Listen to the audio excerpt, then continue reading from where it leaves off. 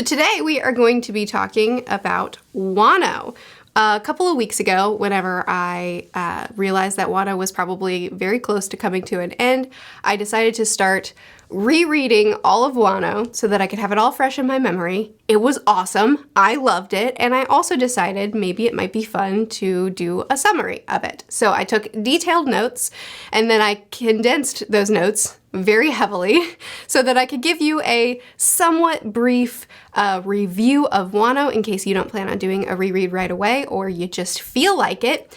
And to make it more fun, I also created a whole lot of sock puppets, some shadow box stuff, and various other props. So hopefully it'll be fun. I sacrificed a lot of fingers to the hot glue gun in the making of this video, so I hope you will enjoy it. Act 1. Our story begins as the Straw Hats climb a waterfall and enter Wano.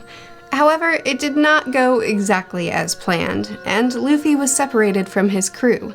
There, he met a young girl by the name of Tama, who had a devil fruit power which allowed her to tame beasts by feeding them her dango. Luffy rescued Tama, and she thanked him by giving her her food. She then rushed out to drink contaminated water to fill her hungry stomach, and then she passed out.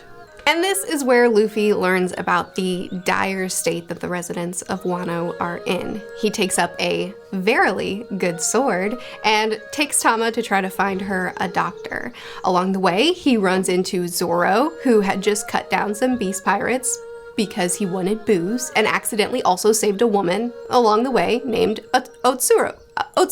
Along the way to find the doctor, they encounter Hawkins, who attacks them. They fight. They get away. It turns out Otsuru hitched a ride on the beast, and so she just popped out of the beast tail and says, "Come to my tea shop, I can heal Tama."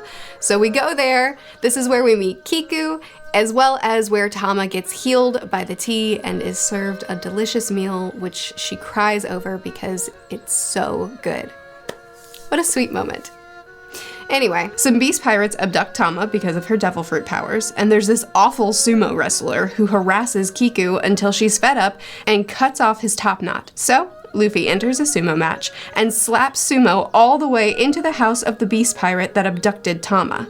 Then Speed shows up with food, which activates Rage Luffy. And against the council of others, he attacks the beast pirates. He then gives the food and clean water to a very poor town, and in doing so, delivers them hope. Law takes Luffy to the ruins of Oden's castle. There, he is told by Kinemon that they traveled 20 years forward in time after Oden's death. He also tells Luffy that those that have waited for their return have the mark of a crescent moon on their ankle. So Kinemon devised a plan to pass out those flyers that will contain a secret message about their planned raid. Meanwhile, Kaido shows up because Luffy and Zoro blew their cover, and Kaido is here to find them. He's drunkenly destroying the town, so Hawkins lies to Kaido and says that Law and Luffy are in the ruined castle, just to get him to stop destroying the town. And as luck would have it, that's exactly where they are, and Kaido blasts the castle, then turns to leave, but Rage Luffy has been activated, and he punches Kaido. He continues to attack Kaido until he pushes him out of dragon form, then Kaido knocks Luffy out with one hit. What king was that? End of Act 1. Interlude. This is the story of a man named Oden. There once was a man named Oden who was a ruffian and ne'er-do-well. Despite his bad behavior, Oden had a good heart, and that good heart caused him to gain followers against his will. But one day, a ship arrived with Whitebeard on it, and Oden left everything behind at the chance to set sail. At sea, he met his wife, had a son, then a daughter, met Roger, found the One Piece, and kept a journal of it all. However, in his absence, Orochi was able to lie and steal his way into a position of shogun. Wano fell into ruin. The people waited and wished for their true heir of Wano to return, but the damage was done. Act 2. Luffy is in prison, and he's made a new frenemy in Kid. They compete to move the most giant stones so that they can earn the most dumplings. Razo snuck into prison and is working on stealing the keys to Luffy's sea stone cuffs so he can set him free. Meanwhile, Big Mom pirates climb the waterfall by leashing koi fish, but King knocks them out of the sky. Big Mom falls out of the ship and washes up on shore to be found by Chopper, Momo, and the rest of their company, but she lost her memories. She agrees to go with Chopper and crew to Udon, having been bribed with all the food she can eat when she gets there. Robin, who's playing the part of a geisha for Orochi, pokes around the palace and finds information for them, but she gets caught by ninjas. Thankfully, she escapes and returns to Orochi, right as he's delivering a speech, and Toko laughs. Orochi is furious at her for laughing and tries to attack her, but Hiyori stands up for her and slaps him. How dare you! Enraged, he turns into the Hydra and attacks Hiyori. Denjiro steps in to pretend to kill her. She is now believed to be dead. Brook does find a poneglyph, but he wasn't able to get a rubbing. However, this does help Robin to deduce that the red poneglyph must be in Onigashima. Meanwhile, back in prison, Queen arrives. He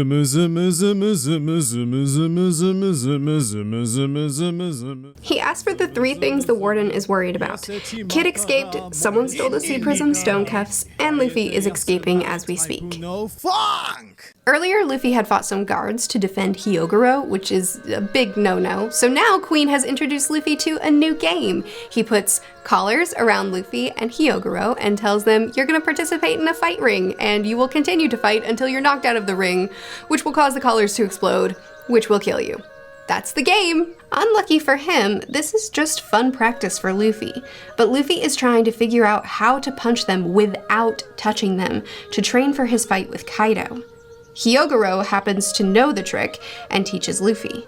However, Zoro crosses a bridge, and a weapons bandit attacks him, trying to take Zoro's sword. Hiyori comes rushing in with Toko in her arms, begging for help, but then Killer comes behind her, attacking them because he's been ordered by Orochi to kill Toko. So Zoro fights Killer while the monk fights Zoro. Zoro gets them free, but he's injured, and Hiyori feeds him a meal as a thank you. But by now, Orochi has seen their flyers, figured out their plan, and the Red Scabbers fear that there is no hope. Yatsui does come and visit them and talk to them, and he says, the plan is broken down, and the bad guys know about it all. If only you could skirt free of trouble by claiming, oh, it's all a lie. Nothing more.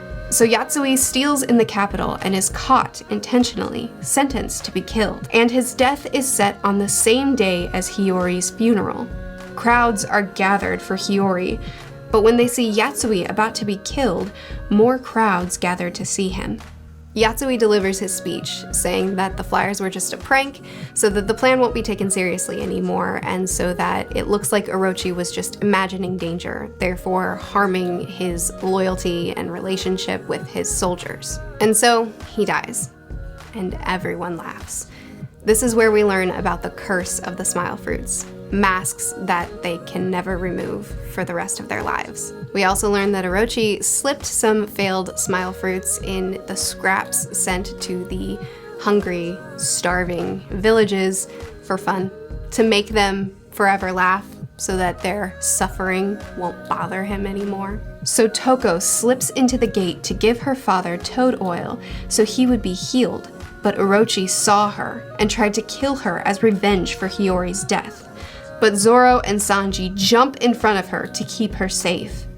Meanwhile, Killer has been captured and sentenced to death because he failed in Orochi's orders to kill Toko.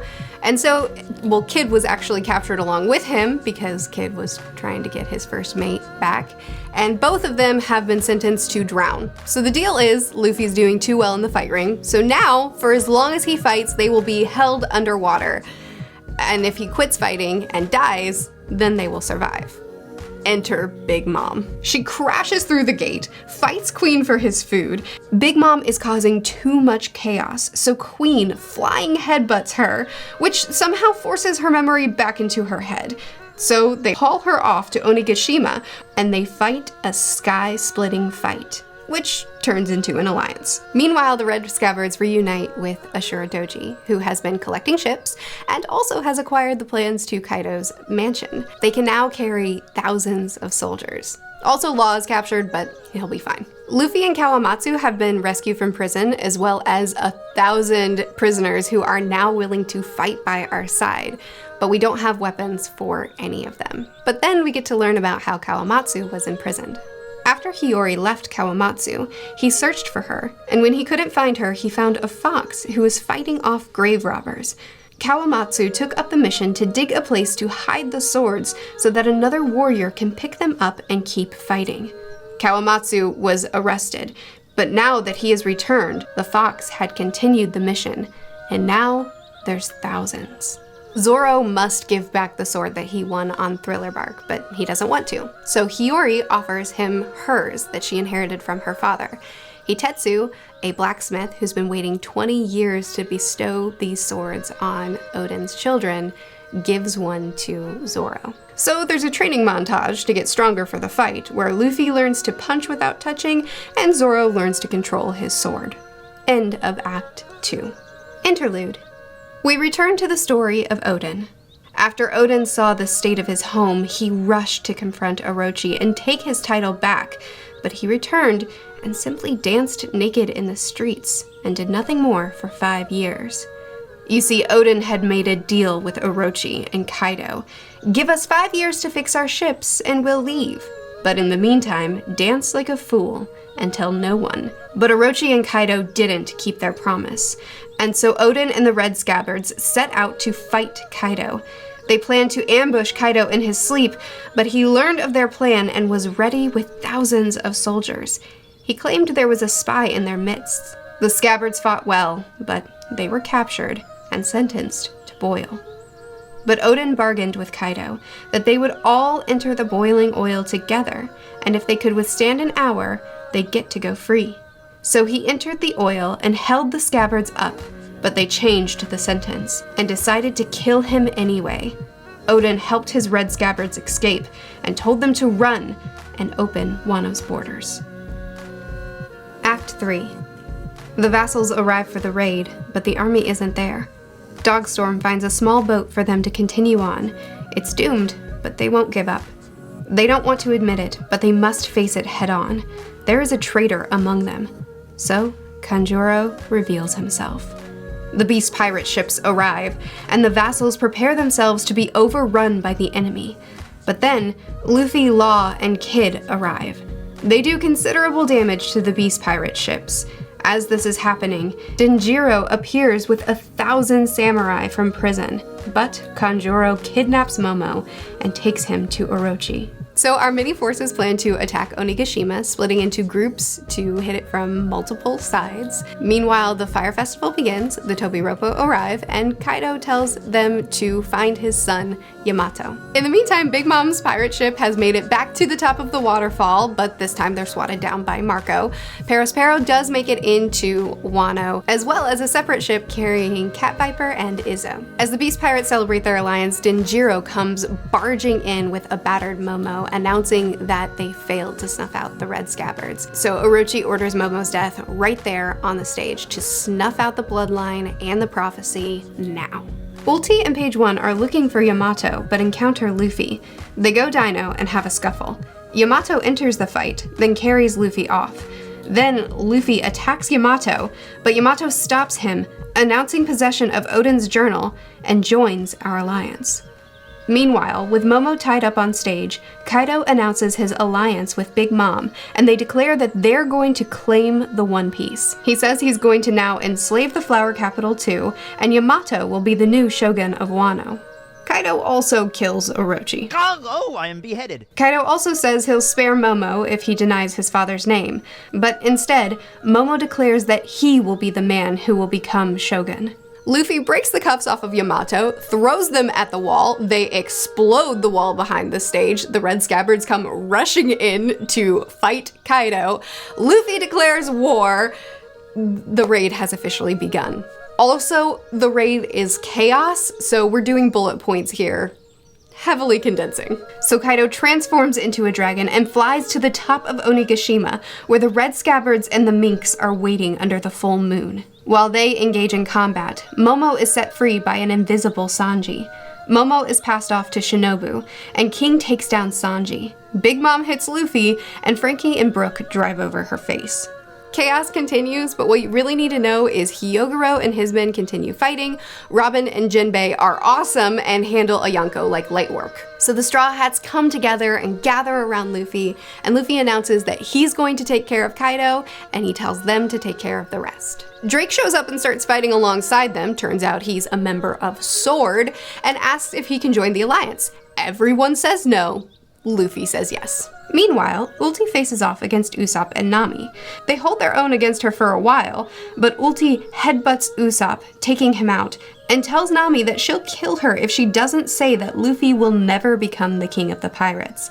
Accepting her death, she says, Luffy will never stop until he is the king of the pirates. Yamato swears to protect Momo or die trying and tries to find a way out of Onigashima, but learns that Kaido has lifted it up into the sky. So instead, Yamato tells them about meeting Ace and reading Oden's journal. Luffy continues to fight his way to the rooftop with Sanji and Jinbei by his side. In the meantime, Queen unleashes a plague to the masses of fighting people. And he announces that the only antidote for this plague is with Apu, which starts a big chase.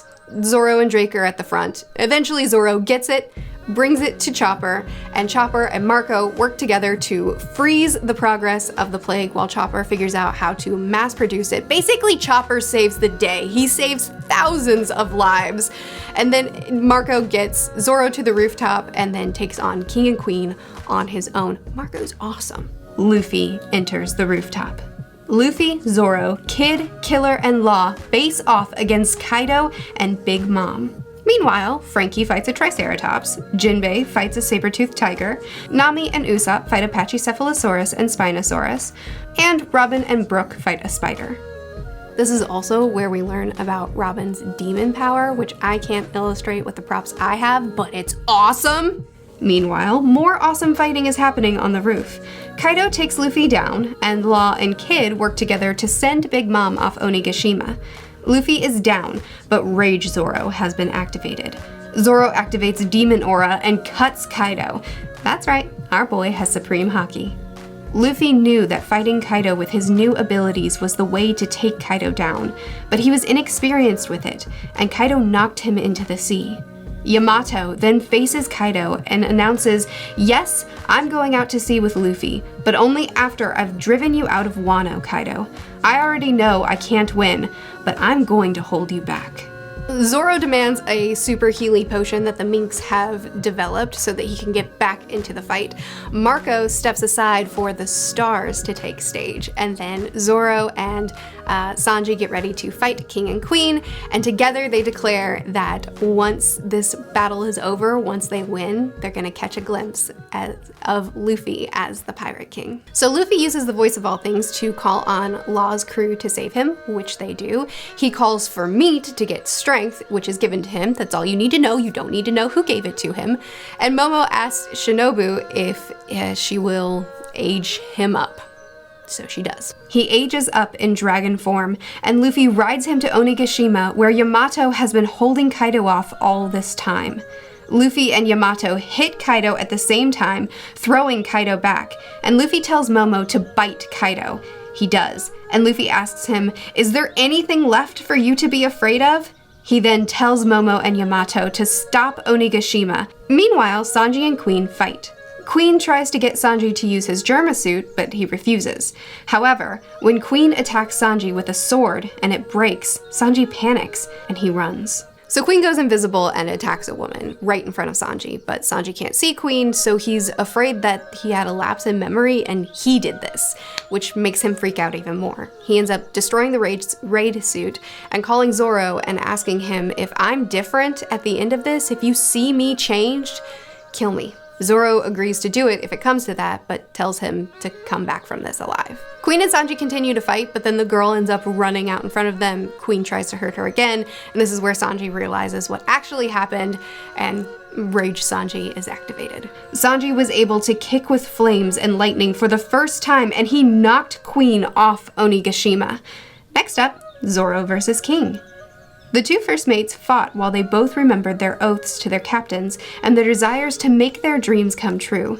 King proves to be a difficult opponent, but Zoro becomes the King of Hell, takes down King, and then is visited by the Grim Reaper. The fight between Big Mom, Kid, and Law goes on for a long time, and no matter what they try, they can't seem to defeat her. Finally, Law creates a massive hole through the island, as well as a giant pit on the mainland. Kid then appeared above Big Mom and fired a huge railgun construct at her, which pushed her into the hole. One emperor down. Then, Zunisha arrives outside of Wano. Luffy and Kaido fight one more time. Kaido knocks Luffy down again, and Sun God Nika is awakened. Luffy fights Kaido in his awakened form, and with one last hit, he takes Kaido down. And finally, Wano is free, and Momo steps into his place as the new shogun of Wano. End of Act 3. Murphy forgot to record an outro for this video, so enjoy Sock Puppet Queen finishing it out. We don't know if this is the end of Wano or if there's more to come, as this video is recorded before that confirmation, but I hope you enjoyed this quick summary of Wano. This video took far too much time to make, so if you'd like to support me, consider joining my Patreon. There we read manga together, do live streams, and a lot more. I also have more fun projects planned that will be ridiculous and take far more time than is reasonable, so consider subscribing so you don't miss them. Bye!